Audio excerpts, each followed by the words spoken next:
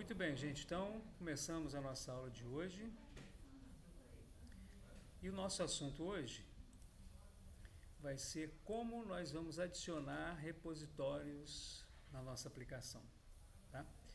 Relembrando, a gente está desenvolvendo aquela aplicação onde a gente está consumindo uma API do GitHub. Então, tanto a nível de programação para dispositivos móveis, como nesta nossa disciplina de programação cliente-servidor, a gente está trabalhando, né, nesse tipo de aplicação, ou nesta aplicação, né, em que a gente vai consumir aquela APIzinha lá do GitHub. Tá? Então, mostrando para vocês aqui, olha, eu já estou com o código aberto, já está tudo aqui, na versão dessa aula. Eu vou compartilhar para vocês, inclusive eu já executei, tá? Já executei um yarn install, ou melhor, um yarn start, né? E aí ele já disponibilizou a aplicação lá no nosso domínio localhost, na porta 3000, e a gente alterna aqui para o nosso navegador. Está aqui a nossa aplicação. Tá? A gente vai falar sobre ela. Então vamos lá, vamos passar para o nosso material e vamos seguir aqui. Tá? Então anotem tudo direitinho aí, no final a gente para a gravação e a gente entra na parte de perguntas, dúvidas, a gente vai trocar uma ideia. Tá bom? Então vamos lá. Então, o nosso foco é adicionando repositórios. Então, nessa aula iremos buscar algumas informações na API do GitHub, a partir da entrada de um nome válido de usuário. Por exemplo, aqui no meu GitHub, só para a gente poder relembrar um pouquinho, tá, pessoal? Entrando aqui no meu GitHub, tá aqui o meu perfil, né? Meu avatar e tal. Então, se eu entrar com o usuário Rubens Guimarães, opa, tudo bem, Luciano? Se eu entrar com o usuário Rubens Guimarães, é um repositório válido. Então, nesse caso, ele vai adicionar esse repositório na aplicação. Tá? Eu vou mostrar daqui a pouquinho para vocês qual que vai ser o comportamento da aplicação nesse caso. Tá? Bom, então veja o estágio atual da nossa página principal referente ao arquivo main index. Então esse nosso código aqui já é um código final da aula, né? É um código final. Então a gente vai avançando o nosso desenvolvimento até a gente chegar nesse ponto aqui, tá bom? Então vamos lá. Então a gente tinha isso aqui. Esse era o cenário inicial. A gente criou uma interfacezinha que, de fato, é semelhante a essa que nós temos aqui. Né? A gente criou esse container, criamos aqui um text, criamos um button, botamos um íconezinho, né? E a partir daí o usuário vai informar aqui, ou melhor, a pessoa vai informar o seu usuário válido no GitHub, para a gente poder fazer uma pesquisa lá. Então vamos lá. Observe que, como o componente main da aplicação é um componente funcional, né, ó, export default function é um componente funcional, ou seja, está definido com export default function main. Aqui na linha 7. Será necessário utilizarmos o hook useState. Então eu já falei com vocês sobre hook, que inicialmente foi assim, na virada de 2018, 2019, foi uma tecnologia que surgiu para agregar muito dentro do React, em que a gente trabalhava só com classes. Eu particularmente gosto muito de trabalhar com classes. Opa! Gabriele, boa noite, Gabriele. Eu gosto muito de trabalhar com classes, principalmente na parte de API. Parte de front-end até que a parte funcional é mais interessante. Mas é importante a gente conhecer essas duas coisas. Tá? Lembrando de quem chegou depois aí, amanhã, isso é uma notícia boa para o Halisson, que a gente vai ver um pouquinho de Expo amanhã. E aí eu vou apresentar duas aplicaçõezinhas aqui para a gente poder estrear o Expo. E uma aplicaçãozinha a gente vai usar classes e a outra a gente vai usar um estilo funcional. E aí a gente vai desenvolver uma prática tão esperada, porque eu sei que Sara Kelly não aguentava mais, né, Sara? Ela quer botar a mão na massa. Então amanhã você vai ter oportunidade. Claro que a gente vai emular na web nosso dispositivo. Mas é claro, se você fizer como eu normalmente faço, conectar via USB um celularzinho, o dispositivo vai sair para lá. É só instalar um aplicativozinho do Expo que ele permite isso também. Tá? Então, por isso que eu perguntei aquela hora, porque você tinha falado na próxima prova teria divisão, né? Seria uma prática e seria a prova teórica, lembra? Não, mas a minha prática, o Cleoma, seria no sentido de passar um trabalho mesmo, tá? Eu não vou aplicar uma prova prática para vocês fazerem aqui. Tá. Primeiro que não tem tempo e a gente depende de equipamento, isso não é legal. Eu vou sempre deixar um trabalho para vocês fazerem extra classe, tá bom? Muito bem, voltamos então. Vamos lá. Vamos aproveitar para fazer uma breve introdução aos React Hooks. Até a versão 16.7, que eu havia comentado com vocês, era necessário criar classes para utilizar todas as funcionalidades do React em um componente, como estado, que a gente vai estudar nessa aula. E Lifecycle, métodos que podem ser executados em determinados momentos da vida de um componente. Então, para a gente poder fazer isso, era possível criar componentes a partir de funções, mas esses componentes apenas recebiam propriedades, não possuindo lifecycles, estados e outras funcionalidades do React. E não tem dúvida que essa ideia de... O React, pessoal, é muito importante a gente entender aquela ideia de estado, que inclusive a gente vai ver aqui, a gente já tem visto isso, a parte de propriedade, que eu já falei com vocês também. É basicamente isso, aí a gente consegue interagir com as nossas aplicações. Então os hooks foram introduzidos na versão 16.8 e nos permitem utilizar vários recursos do React dentro de funções de forma muito simples. Caso você queira saber qual a versão do React, aqui eu coloquei uma dicasinha, né, para que vocês possam verificar, tá? Se quiser verificar a versão do React, tem essa dicasinha aqui. Então a gente insere aqui no nosso arquivo .eslintrc a seguinte regra para não termos problemas com ESLint ao utilizar console.log em nossa aplicação. Então a gente colocou esse no console off aqui, tá? Deixa eu até dar uma conferidinha para ver se a minha aplicação está com essa opção. Tá ok, não, console off, ok. Bom, vamos listar o arquivo source page main index abaixo e depois comentaremos as implementações. Então, olha só, o código está todo aqui. Deixa eu ver, inclusive, se está batendo com esse meu código aqui atual, porque a gente consegue alternar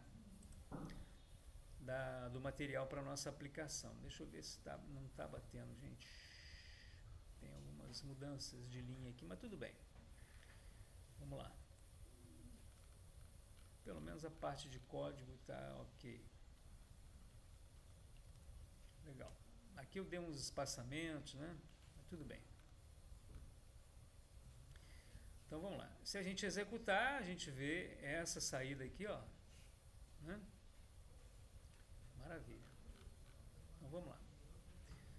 Bom, para trabalharmos com o estado, importamos o... Deixa eu ver se eu tenho alguma outra modificação, pessoal. Eu acho que eu não tenho mais, porque aí eu vou focar... Não, acho que eu tenho sim.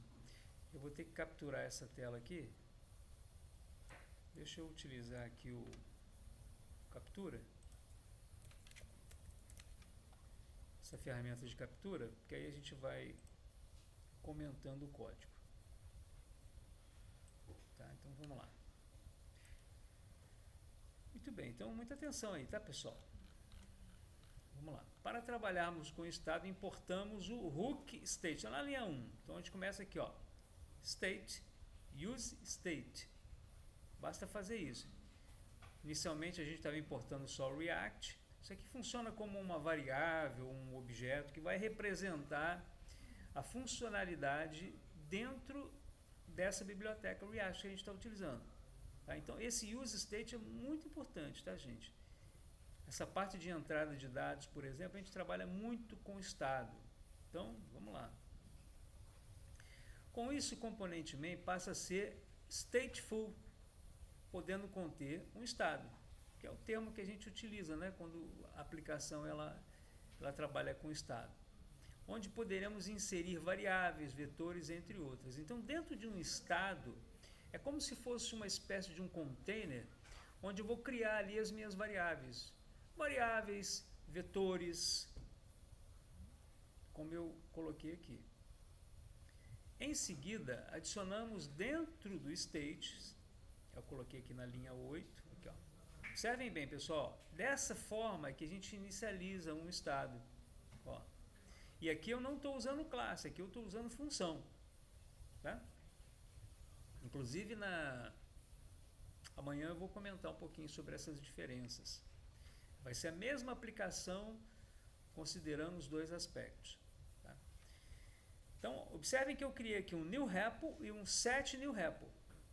E elas, eu utilizei aqui um use state para elas. Então, olha, adicionamos, né, os dados para o input do usuário, que são os dados do novo repositório que ele quer adicionar. Então, por exemplo, eu vou digitar ali Rubens Guimarães, por exemplo. Será chamado de new repo. O new repo será atribuído ao value do input, lá na linha 30. Então, vamos lá, agora HTML na prática, tá, gente? Eu vou abrir o código aqui para que isso aqui a gente tem aqui, ó. Aqui, ó.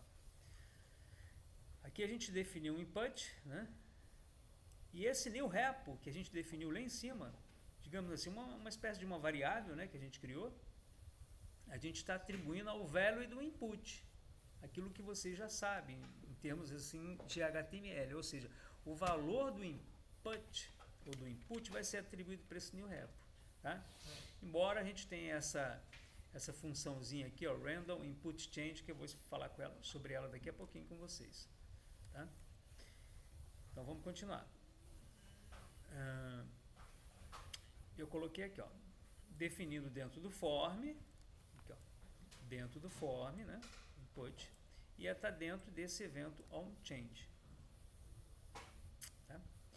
Será chamado para execução também o método handleInputChange na linha 31. Eu vou falar sobre esse carinha aqui, ó, também, ó, handleInputChange. O método handleInputChange, esse handle é mais ou menos um termo em inglês que significa lidar, né? Lidar com input change, com troca de entrada de dados. Qualquer alteração que você faça na entrada de dados. Você digitou a letra R, é uma entrada. Então você vai lidar com isso. Criamos uma função associada a isso. Então esse método executado a partir do evento foi definido na linha 10. Então esse método, aqui ele já está na versão completa. Aqui, ó. Esse carinha aqui, já vou explicar já sobre isso, tá? Eu acho que... Aí ele está aqui também, na linha 10. Ok. Então, vamos lá. Com isso, já estamos armazenando o valor do input dentro da variável newRepo. A partir de agora, iremos trabalhar na função onSubmit, na linha 26. Vamos ver se eu tenho aqui a 26. Não, então vamos para o código. Aqui, ó. onSubmit. Então, a gente vai lá no nosso formulário. Aqui, ó.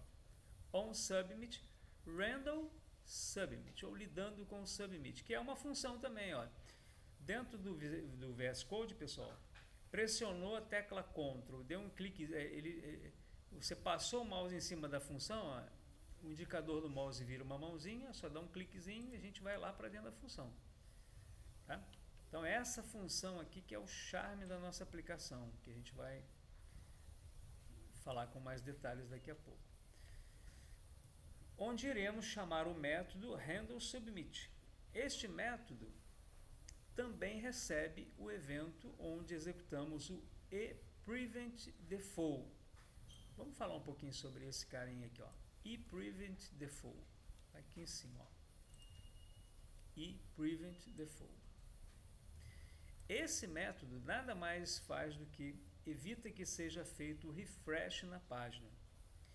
Toda aplicação web, ela por padrão, quando você submita, né? Quando você faz um submit, quando é submetido um formulário, ele, por padrão ele faz o refresh de página. Esse prevent default, ele evita esse tipo de coisa. Tá? Aqui no nosso caso aqui, a característica dessa nossa aplicação não é assim, né? Esse estilo de programação é de uma página única, né? Single Page Application, uma página única, SPA. Então a gente não permite esse tipo de refresh, né?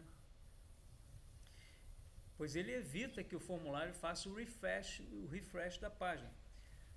Então a gente fez também um console log, né? Só para poder mostrar o nome da variável, para verificarmos se a entrada de dados está funcionando. Na figura anterior, referente ao resultado da execução da aplicação, podemos ver o valor digitado Rubens Guimarães, apresentado no console. Então, eu não vou fazer isso aqui porque a aplicação já está mais completa, mas a ideia é a seguinte, ó, mostrando aqui, ó, isso aqui já é uma outra API, né? Que é a API do Facebook React. Então, veja que informamos a API do GitHub depois do dono do repositório e depois do nome do repositório. O resultado foi o retorno de todas essas informações. Então, deixa eu fazer um testezinho aqui. Olha só. Fazer um teste real aqui com vocês. Olha lá. Quando a gente chama essa API aqui, ó, api.github.com/repos/facebook/react, o que ele vai fazer? Ó? Ele vai buscar lá no repositório do GitHub o usuário Facebook, e ele vai pegar esse repositório aqui, React. Então ele traz todos os dados que estão aqui embaixo, tá vendo? Todas as informações referentes ao repositório. A partir daí eu posso imprimir o que eu quiser. Por exemplo, ó, eu tenho aqui o avatar. Se eu abrir aqui, ó, olha, esse aqui é o avatar. Atualmente é Meta, né? Do Facebook, né? Então eu tenho todas as informações a partir dessa chamada. Então, vamos lá, vamos retornar aqui. Muito bem, isso aqui nós mostramos. Veja um outro exemplo, olha aqui, vou chamar minha API, tá? Isso aqui é a minha API. Então, vou fazer um teste real aqui, ó. Vou colocar aqui. Beleza, o que aconteceu aqui? Ele está mostrando um repositório do usuário Rubens Guimarães e o repositório do projeto chamado First Project React JS. Então aqui também tem todas as informações, ó, para vocês verem, ó, o avatar. Vou clicar aqui para vocês verem, ó, tá aqui o meu avatar. Tá? Então são as informações dos repositórios. Então você vê, o GitHub, ele criou uma API onde você pode pegar os dados. Tá? Então esse é o teste que a gente está fazendo. A gente está criando uma aplicação front-end no estilo React para poder consumir uma API. Tá? Esse aqui é o resultado e tal. Vamos em frente. Então, como a API do GitHub é de livre acesso, iremos utilizá-la em nossa aplicação para desenvolvermos a prática de construirmos uma API. Para fazermos requisições dessa API, utilizaremos uma biblioteca chamada Axios. Então, esse é um ponto muito importante aqui para vocês, tá, gente? Dentro do front-end que vocês forem utilizar, para você acessar uma API, uma aplicação back-end, por exemplo, se você quiser chamar a API dos Correios, você vai precisar de uma biblioteca para você poder acessar. Uma sugestão, uma recomendação minha é a Axios. Existem outras, tá? Eu gosto do Axios, nunca tive problema, recomendo e vou mostrar aqui na aplicação, tá? A gente estava conversando, né, o Claudinei, agora há pouco sobre isso, né? É muita tecnologia, né? A gente lida com muita tecnologia, muita coisa. A gente não pode cravar de que a gente vai usar isso ou vai usar aquilo. De repente eu estou usando aqui, o Halios pode estar usando uma outra, o Lucas outra, a Cléo uma outra e todo mundo vai funcionar para todo mundo, né? Então vamos lá. Então, para a gente poder instalar o Axios, basta digitar yarn add Axios. Ô Fernando, tudo bem, amigão? Legal. E né? Então, no nosso caso aqui, na nossa aplicação, já está. Vou mostrar para vocês aqui, ó, no pact.json. O Axios já está aqui, tá? Nessa versão aqui está funcionando direitinho, 0.21.1. Claro que se vocês executarem esse comando hoje, eu sempre lembro vocês disso, certamente ele vai pegar uma versão diferente dessa minha, tá? Uma versão mais nova. Muito bem, então após a instalação da biblioteca, vamos criar uma pasta chamada Services, dentro da pasta SRC. Olha que legal, hein? Tudo que a gente fez naquela aplicação nossa, na última aula, eu até coloquei o vídeo lá, né? Mostrei aqui, né, Fernando, para você, né? A nossa aplicação de dispositivos móveis funcionando, né? Consumindo uma API. Eu mostrei isso aqui na prática para o pessoal que estava aqui. E a gente usou isso. Lá na parte na nossa parte na nossa parte mobile, né? Na nossa aplicação de dispositivos móveis. E funcionou direitinho, pessoal. Funcionou legal. Usando essa mesma estratégia. Então, o que a gente fez aqui, ó? Eu vou mostrar aqui na aplicação, ó. A gente criou aqui uma pasta Services. Dentro da pasta Services tem esse arquivo api.js. E aqui dentro, o que nós fizemos? Ó, a gente colocou o seguinte, ó, import Axios, que foi a biblioteca que eu disse para vocês que a gente está usando. E a gente criou aqui uma constante chamada API. Essa API, ela está recebendo o seguinte, ó, Axios.create. Esse método create, ele faz exatamente isso. Ele cria uma instância do Axios para que você possa reconhecer essa URL aqui como base. Então, quando a gente for chamar a nossa rota na aplicação, eu não vou colocar esse https://api.github.com. Eu vou colocar o que? Base URL. Tem uma variável que está representando esse endereço aqui, ó. Só para poder ilustrar, vocês se lembram que quando eu chamei aqui a API do GitHub, ó, eu chamei, ó, https://api.github.com, né? Então, ó, https://api.github.com. Então, essa URL aqui que vocês viram na prática funcionando vai ser a minha base, URL. A partir daí eu vou definir as minhas rotas, tá? Muito bem, então vamos lá, vamos continuar.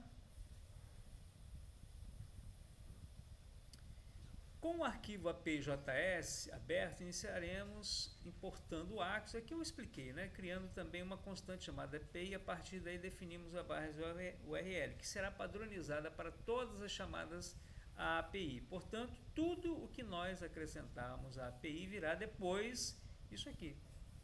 Então, se eu criar uma rota chamada /users, vai ser isso aqui, /users. Em seguida, a API será exportada, como pode ser visto na figura CI. No finalzinho, né, de toda função a gente exporta para quem quiser usar essa função. Tá? Muito bem. Na sequência, na rota main, nesse arquivo aqui, ó, use source pages main index, que é o nosso arquivo, né, que a gente está trabalhando, né, o arquivo principal. Vamos implementar a pesquisa à API do GitHub, conforme pode ser visto na listagem referente às alterações realizadas. Então, isso aqui, ó, é o que a gente vai fazer, tá? São as implementações. Então, deixa eu capturar essa tela aqui, para poder ficar igual, tá? Vamos lá. Fernando, vamos lá, Fernando, vamos prestar atenção. Vamos lá, Lucas. Após as importações dos módulos instalados, né, que a gente fez aqui em cima, né, importamos a nossa API, está aqui na linha 5. Então, olha aqui, ó, agora eu estou dentro da página main, do index.js, da pasta main. Então, a primeira coisa que eu faço é importar o service API, foi aquilo que a gente acabou de fazer. Tá? Foi aqui o arquivo onde a gente definiu a base URL. Considera-se uma boa prática as importações relativas ao projeto virem após as importações dos módulos instalados. Então, isso aqui na linha, o que eu quero dizer é que nessa linha 5 aqui, eu estou fazendo uma importação local. Aqui em cima a gente fez uma importação de bibliotecas do sistema. Tá? Em seguida, iniciamos a codificação da chamada API, inserindo a opção async na definição da function handle submit, na linha 16. Vamos ver aqui, ó. Linha 16. Sync function handle submit. Vamos seguir aqui, daqui a pouquinho eu vou para o código oficial, tá? Considerando que essa chamada é assíncrona, o programa deverá aguardar o retorno da chamada para prosseguir. Para isso, utilizamos a await, na linha 19.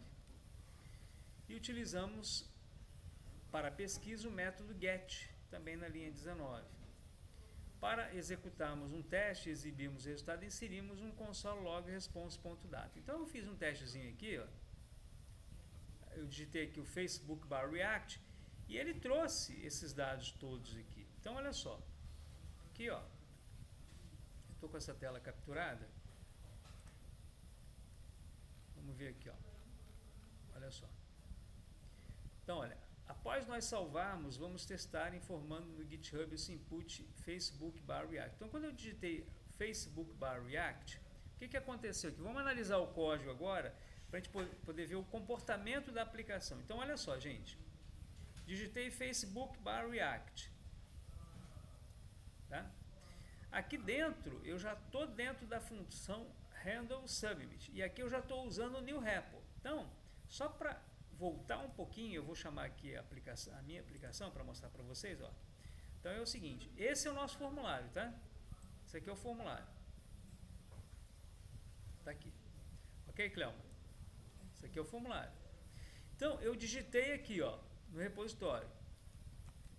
Aqui, ó, digitei Facebook bar React. Então, quando eu digitei esse Facebook bar React, o valor digitado está dentro dessa variável no new repo, tá certo? Tem input aqui, input, value new repo, tudo bem? Então, esse valor Facebook bar React, ele foi para dentro do new repo. Aí, quando a gente chamou o submit, ele foi lá naquele random submit, aqui, ó. Aqui, ó.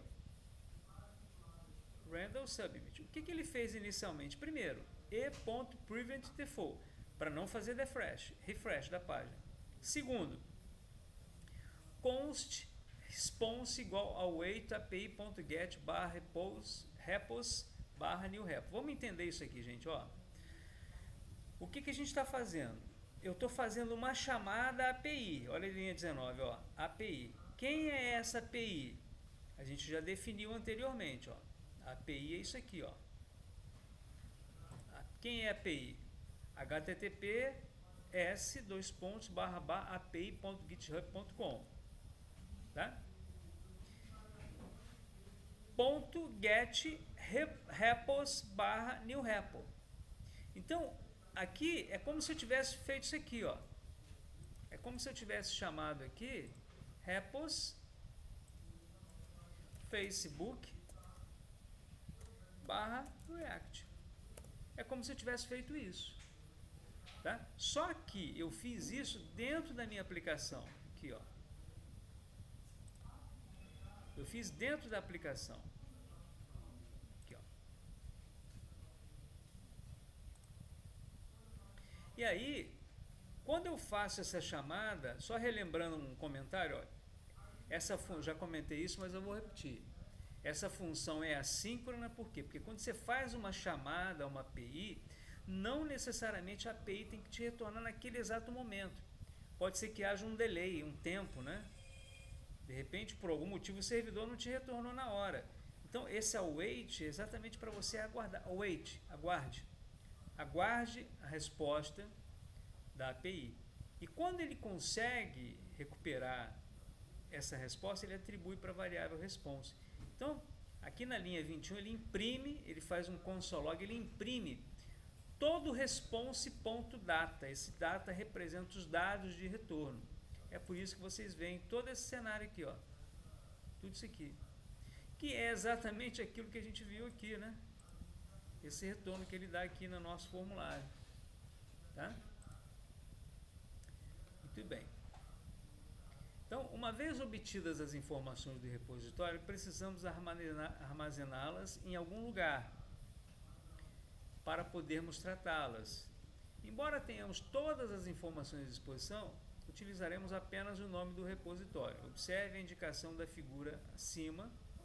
O nome fica disponível na propriedade full name. Aqui, ó. Full name. Facebook/React.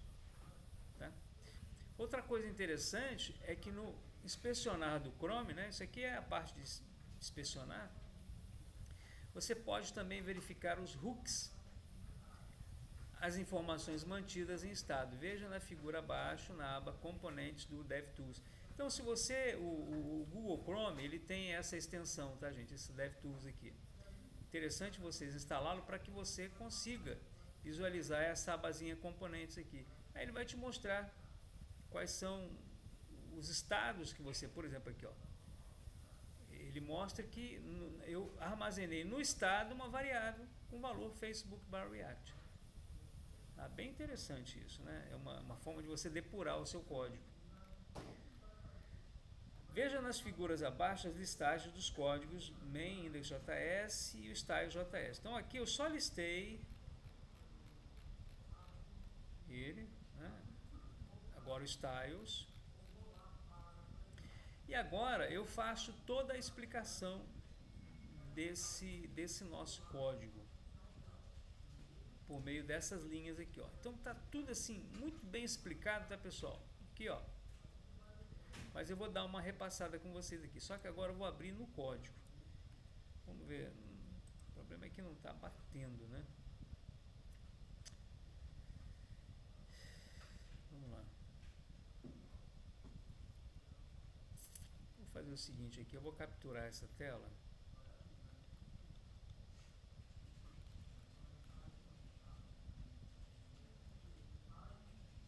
Muita tela. Eu acho que vou fazer o seguinte, eu vou partir direto para o código, vou explicar direto aqui no código para vocês, tá? Que eu acho que vai ser mais interessante a gente fazer isso aqui, tá? Só essa parte do loading aqui que eu gostaria de comentar. Aliás, deixa eu fazer um teste para ver se está legal. Vamos ver aqui. Essa nossa aplicação rodando, eu vou colocar Rubens Guimarães, vamos ver, Rubens Guimarães barra first, vou lembrar o nome aqui, vou pegar esse aqui, ó, vou pegar esse aqui, ó, você vê que ele já fez a pesquisa, tá vendo, ó? Quando eu coloco aqui, ó, Rubens Guimarães barra Facebook não, First Project Node.js, que é uma das minhas aplicações. Se eu clicar aqui, ó, olha o detalhe desse íconezinho do mais, como é que ele faz. Olha, eu criei aqui uma animação no sentido de que, de repente, se demorar a resposta, ele vai criar uma animação para poder dar uma descontraída no usuário. Ó. Quando eu clico aqui, ó, isso vocês percebem, ó. Agora foi muito rápido, né? Deixa eu chamar do Facebook. Facebook/React. Facebook tem dois, ó, né? Facebook/React. Ó, observem aqui, ó. Tá vendo? Perceberam a animaçãozinha que ele fez? A segunda vez ele é mais rápido. Rubens Guimarães barra first. Deixa eu pegar uma outra aqui. Vou pegar essa aqui. Observe novamente aqui, ó. Viu? Ele faz uma animaçãozinha ali, tá? É isso que eu quero explicar para vocês. Vamos lá. Vamos no código aqui, ó. Então vamos lá. Primeira coisa que a gente faz aqui é o seguinte. Eu tenho aqui o meu formulário. Então eu tenho o meu input. Eu tenho aqui o onChange, que é o meu evento. Ele chama esse input handle input change. Ele vem aqui. Então quando eu digitei o valor, ele faz isso aqui para poder evitar, né, aquele refresh de página, né? E à medida que eu vou digitando, ó, ele vai jogando para dentro desse new repo. Observem, pessoal, aqui, ó, eu criei essa constante new repo e criei a constante set new repo. Aqui é aquele mesmo conceito de orientação a objeto. Se eu quiser atribuir um valor para essa variável, eu posso simplesmente utilizar o set new repo. Quando eu atribuo para set new repo, ele atualiza o new repo. Então é isso que a gente faz aqui, ó. Cada letra que você digita, ele vai jogando, olha, vai atualizando o new repo. No final das contas, quando eu fizer um submit, todo o valor referente ao new repo vai estar dentro dessa caixinha de texto.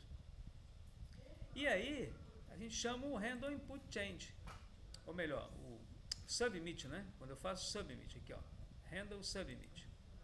E aí vamos analisar isso aqui, gente, ó. Eu vou explicar aqui direto, tá? Aqui a gente faz um set loading true. Esse set loading, ele também ele está lá na variável de estado, olha, está dentro do estado, tá? Só que esse loading é uma variável booleana, ou ele é true ou ele é false. Ele começa como false. Quando ele entra aqui dentro, ele é true. Qual a ideia da lógica desse negócio? É o seguinte, quando você digita aqui, ó, olha, por enquanto ele está false. Quando você clica no sinalzinho aqui, ó, no botãozinho, ó, ele vira true, quer dizer, o loading fica true. Enquanto ele estiver true, ele vai ficar rodando. Quando eu tiver um retorno, eu jogo false de novo, para voltar com o sinalzinho de mais. Tá? Essa é a lógica. Então, o que a gente faz aqui? Ó? A gente pega esses repositórios, né? Jogo os repositórios, que é um vetor que vai conter os repositórios que eu for utilizar. Aqui eu faço um set new repo para poder definir a variável que eu vou utilizar, que é referente ao que o usuário digitou. Aqui eu faço a chamada API, que eu já expliquei para vocês. O retorno é atribuído para essa variável data. Dentro do data, o que eu estou pegando aqui? Eu estou pegando, por exemplo, aqui a URL, tá? O URL do meu avatar. Aqui eu faço um console.log.dataname só para poder mostrar. E aqui eu reconstruo meu repositório com os valores, no caso aqui de tudo que eu digitei por meio desse data. Limpo o new repo. Observe que quando eu digito aqui, ó, clico, ó. Quer ver?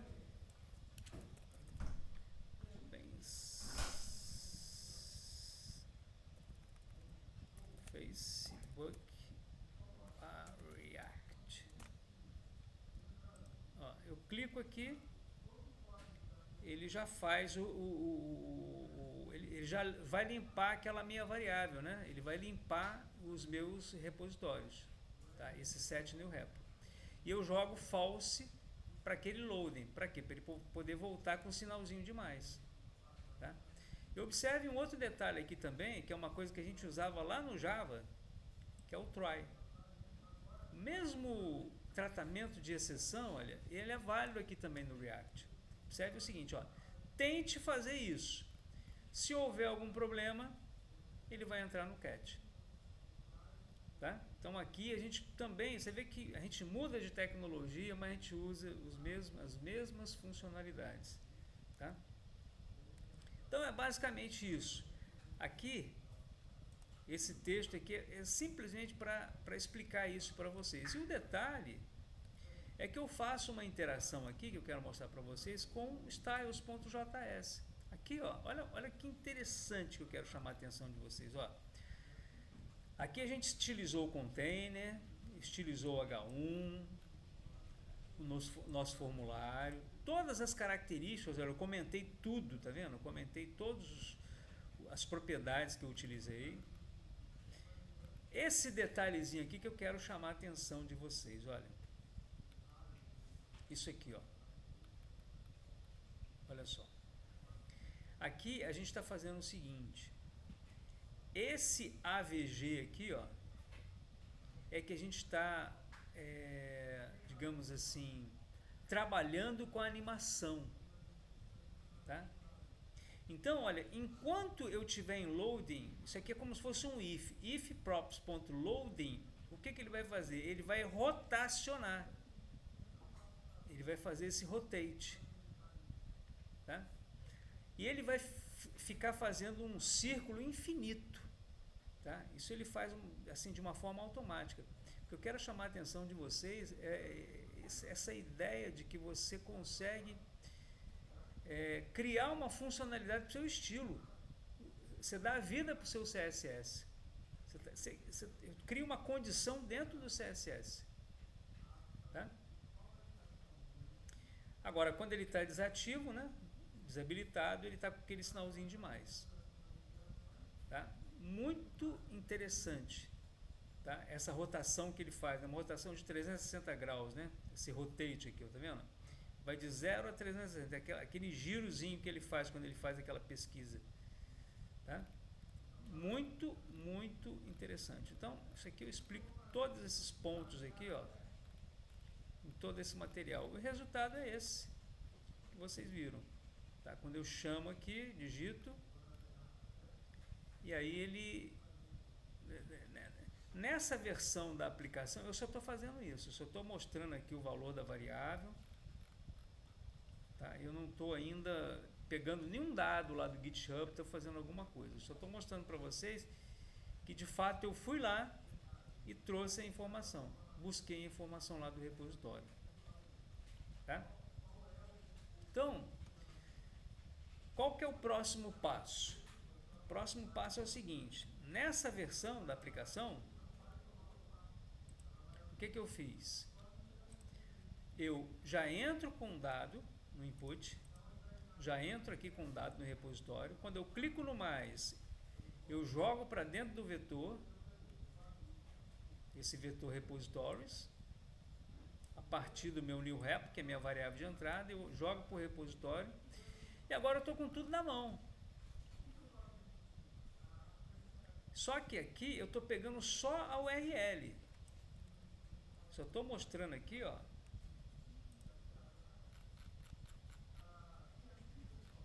Só a URL. No caso do meu exemplo aqui, ó, foi o Facebook/React que apareceu aqui, o Facebook/React. Tá? Agora, eu poderia pegar qualquer informação que está disponível aqui, ó. Qualquer uma informação. E é exatamente isso que a gente vai fazer.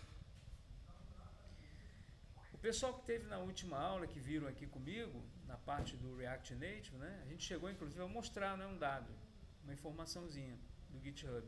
Eu poderia fazer, é o que a gente vai fazer na próxima aula. Tá? Muito bem, então a gente encerrou aqui esse material. Eu vou parar aqui a gravação e abrir um espaço para a gente poder bater um papo, conversar sobre tudo isso que eu expliquei. Tá? Agora, todos esses detalhes com relação ao código, a lógica, a parte essa interação aqui da estilização que eu faço aqui, ó, né?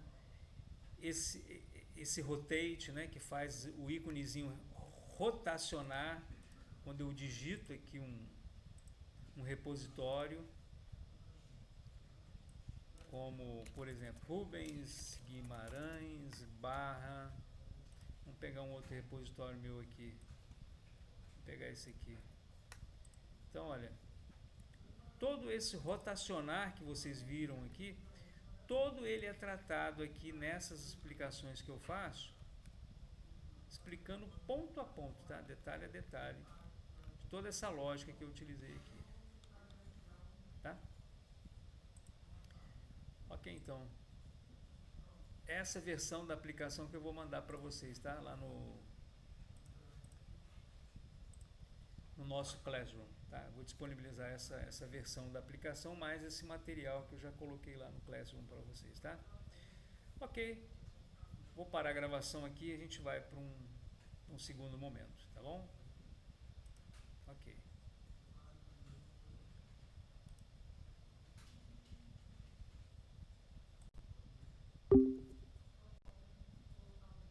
Beleza, pessoal. Opa, tá, ter saído daqui, né?